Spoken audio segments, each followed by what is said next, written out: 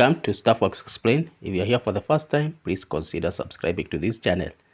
In today's video, we'll be talking about a tall building which will be 43-story tower that is planned to be constructed in Nairobi's Upper Hill Skyline. The building, when completed, will be the second tallest building in Nairobi, as well as in one of the tallest buildings in East and Central Africa. Nairobi has never stood still. Every decade leaves behind a different skyline, a different commercial and different vision of what the city should become. In the 1980s and the 1990s, the CBD, the Central Business District, was undisputed heart of commerce. Today, the city is expanding vertically and geographically, with Upper Hill emerging as Kenya's premier financial district. Latest proposal by the County Pension Fund to construct a 43-story office tower on Masaba Road is another chapter in that transformation. The project is more than just a skyscraper.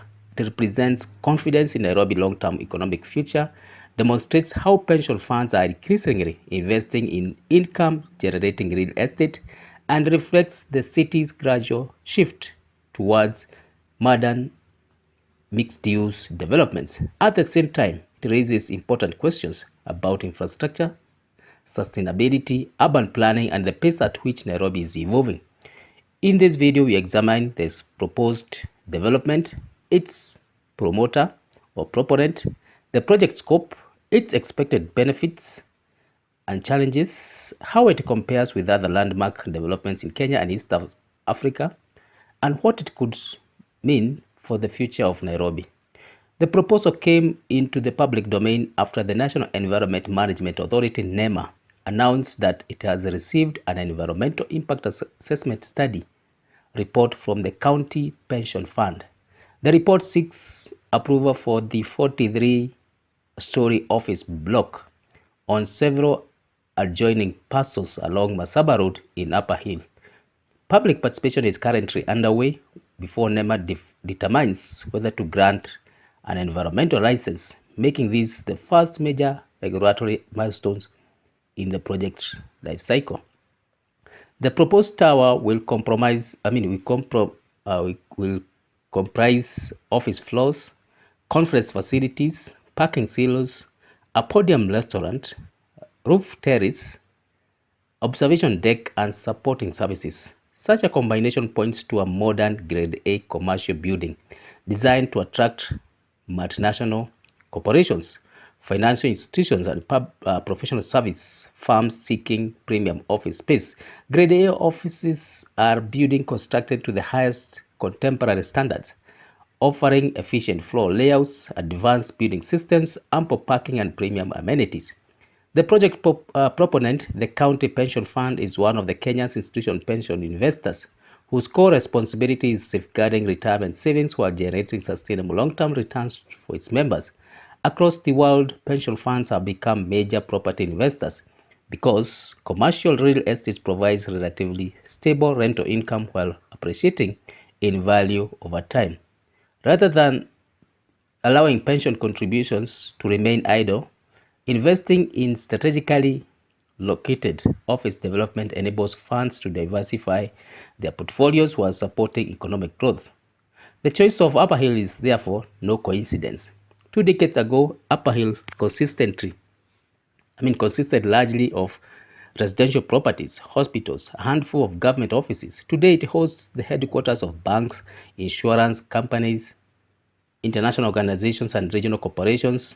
Better road connectivity through Uhuru Highway and Nairobi Expressway, Gong Road, and Mombasa Road has made the district more accessible than the congested Central Business District (CBD), while larger land parcels have allowed developers to build vertically. The proposed site along Masaba Road places the development within one of the Nairobi's fastest growing commercial corridors, surrounded by landmark office buildings and within minutes of CBD, Kilimani, Hurlingham, and Westlands. Although the project is still undergoing environmental review, the development pathway is already well defined. Following approval of the EIA process, the project would proceed through detailed engineering design, statutory approvals, procurement of contractors, mobilization, excavation, foundation works, structural constructions, installation of electrical and mechanical systems, architectural finishes, testing, commissioning, and finally, occupation. Each stage carries its own risk. Excavation must be carefully managed to avoid affecting neighboring structures. Foundation work requires extensive geotechnical investigation to determine soil conditions and the depth needed to safely support a high-rise building. Mechanical and electrical systems, including lifts, air conditioning, water supply, fire detection, and emergency power, must be integrated to avoid costly redesign during construction.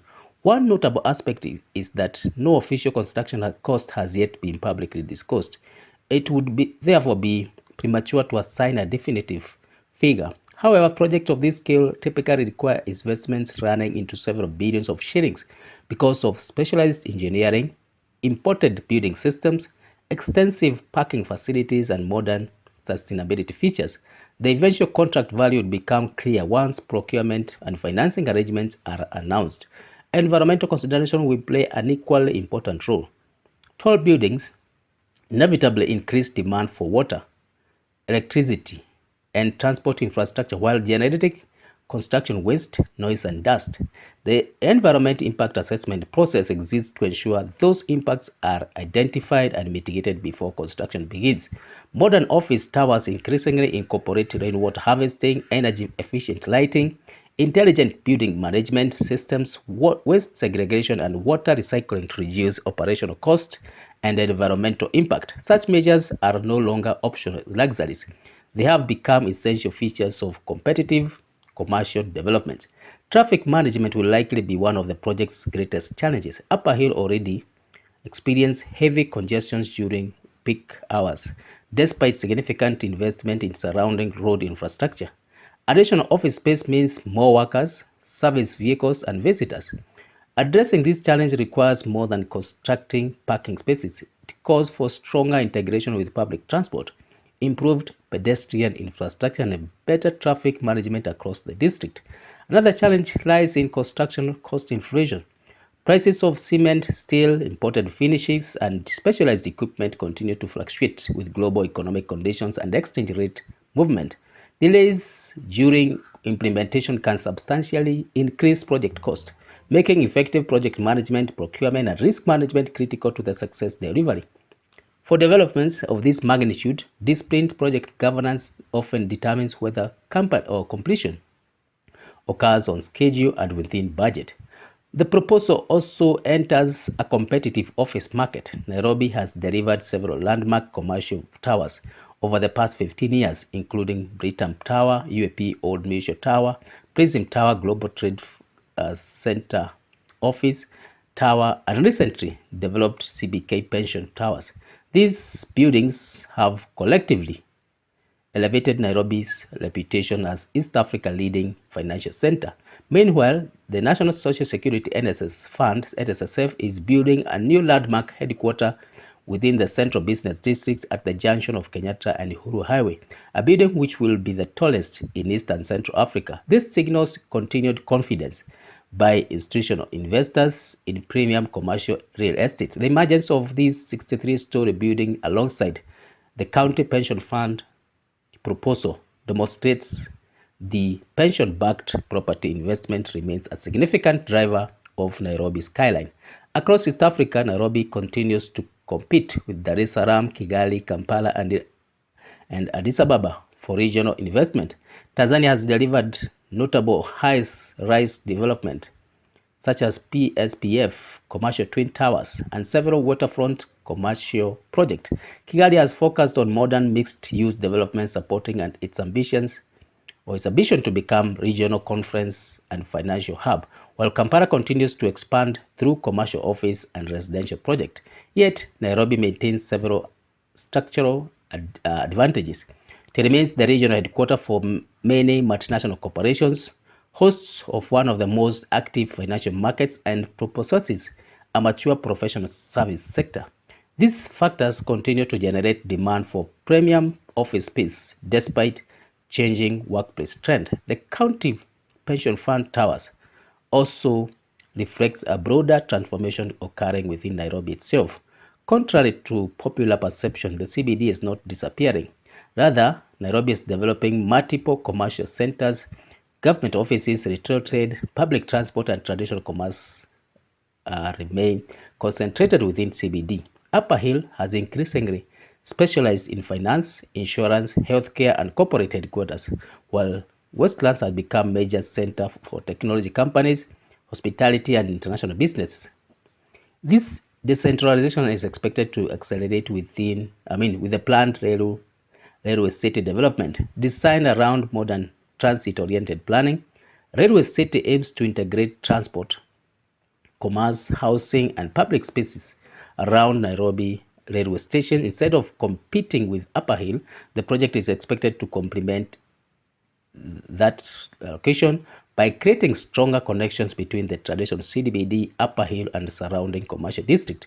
From an investment perspective, the county pension fund project reflects confidence in Nairobi's future rather than today's market conditions alone. Commercial buildings are designed to generate returns over decades, not months. Institutional investors therefore evaluate long-term urban growth, infrastructure expansion, demographic trends, and economic resilience before committing capital.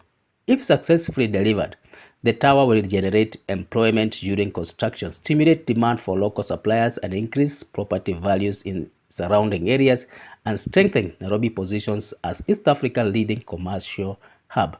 Upon completion, it will provide modern office accommodation capable of attracting regional and international tenants while producing rental income that supports pension members over the long term. Nevertheless, the success will ultimately depend on disciplined execution, timely approvals, transparent procurement, strong project management, effective stakeholder engagement, and adherence to environmental standards. This will determine whether the proposal becomes another Nairobi landmark or joins a list of ambitious projects delayed by financing and implementation problems.